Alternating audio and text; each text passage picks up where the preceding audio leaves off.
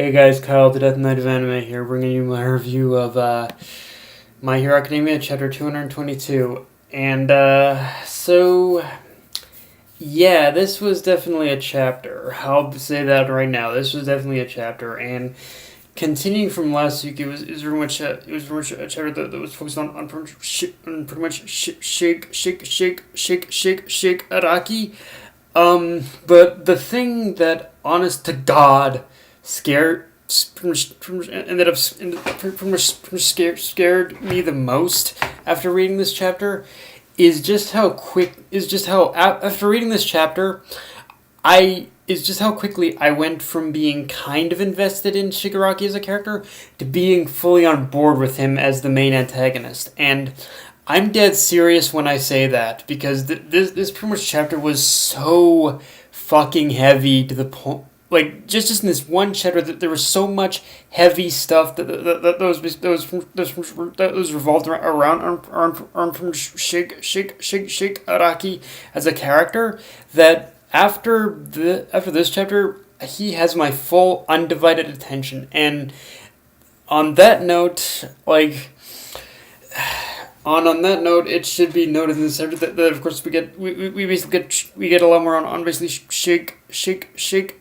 Araki's backstory and what happened after All For One found him. Which again, I knew that Horikoshi would definitely go into dark places with his backstory, but holy fuck.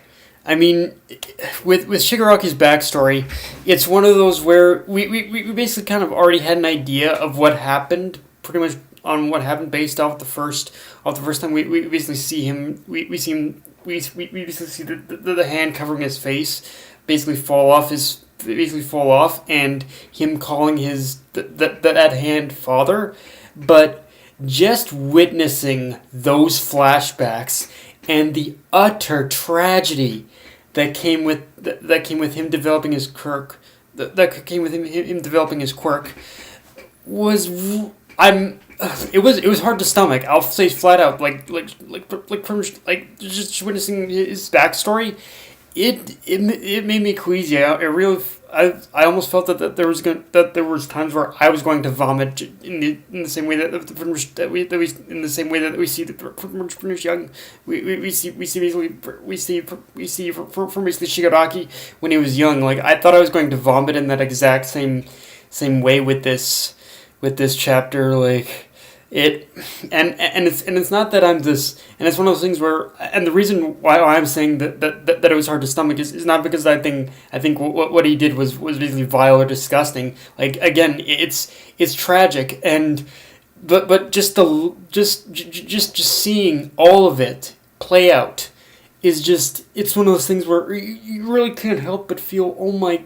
Like, you really can't help but feel that in a way you're basically you're right there with him, and you're seeing, as a bystander, you're seeing all this, and you're like, oh my god, it's just really, it's really sad. It's really fucking sad, and that's what made me queasy about it, is just how sad, is just the tragedy and how sad the backstory is, because I think in a lot of ways too. I think this backstory even kind of plays into what from into one of the earlier speeches that from Shigaraki pretty much gave to All Might during the whole initial Nomu incident at the USJ. Like, I feel it plays into that as well. Like, just.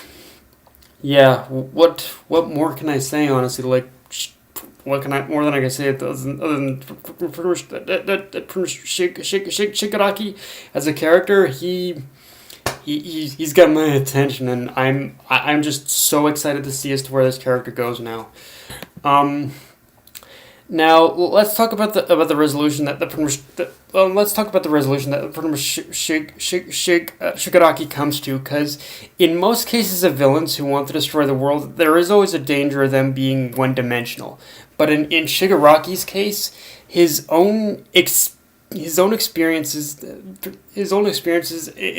the series itself, and because of the experiences that he's gone through within the series, I feel that this and I feel the conclusion he has come to about destroying the world is kind of a valid one, because the thing is, but when you basically when you kind of when you really look back on everything on every kind of encounter and everything that Shigaraki has experienced but both in his past and throughout the current timeline of the series, um it's one of those things where you tend to validate it on the premise that even if the League basically succeeds in destroying the current system, a new one is just going to be born in its place, and the divide between heroes and villains is just going to continue without any or very little change at best. So it's really setting you up as an antithesis to pretty much Izuku, who wants to change the world but by working within the system, and and with this new and with this new and with this new, and with basically with him basically harnessing this basically new ideology. I'm really curious to see as to what as like when we see Izuku and basically and Shake Araki pretty much meet up again. I really want to know as to what Izuku's answer is to pretty much is going to be to him, because I really want to know as to what Izuku's own response to what pretty much to basically to pretty much the resolution that he came to. Like, I really want to know as to what the confirmation within, like, this really is building up the confirmation between the two of them, and I can't wait to see as to what each one is gonna offer is gonna say to each other, and it is really building up as a pretty epic fight. I think I'd say for sure. Also, one thing I really like about this chapter with Shigaraki giving the League a lot more freedom is we get the sense that the League has strangely become a lot more united now, and with this whole thing being a sort of and with the storytelling of these past couple of chapters being a sort of where exactly is the League of Villains now in terms of the storytelling. I like how we did get that little tidbit of how Dabi ended up getting a hold of High End as well in the chapter with in the chapters where we see with basically with Endeavor.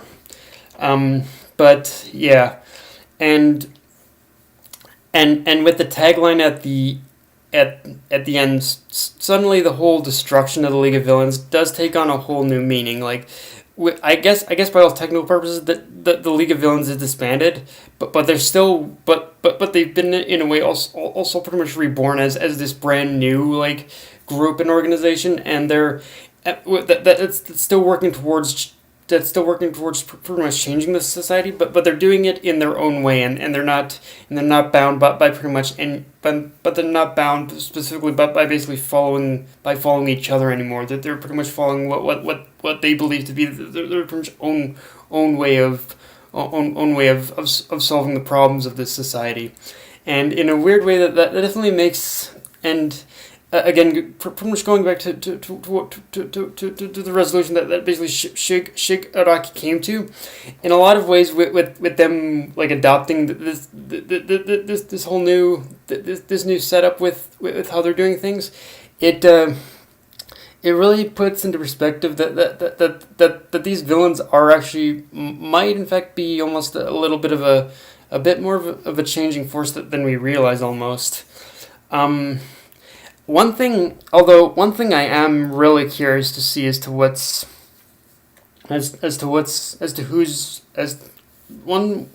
person I'm really curious in seeing more of now is Spinner, and what exactly he's going to do because with that last page and the little panel of Spinner, you can clearly see that Spinner,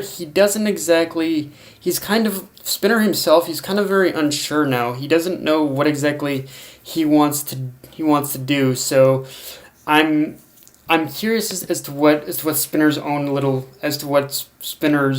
own resolution and what conclusion he's going to come to, because everyone within the League has seemed to kind of come to their own conclusion about what they need to do in order to help Shigaraki or to just which has come to their own conclusion of what they need to do in order to help Shigaraki.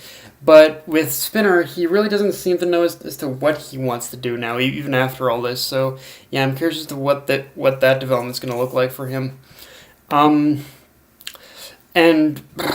although I'm not going to say that. I'm not going to say that this particular setup with them like going their own way and doing their own thing is perfect either, because with them being the one issue that's kind of carried with how Shigaraki has kind of like technically disbanded the League of Villains.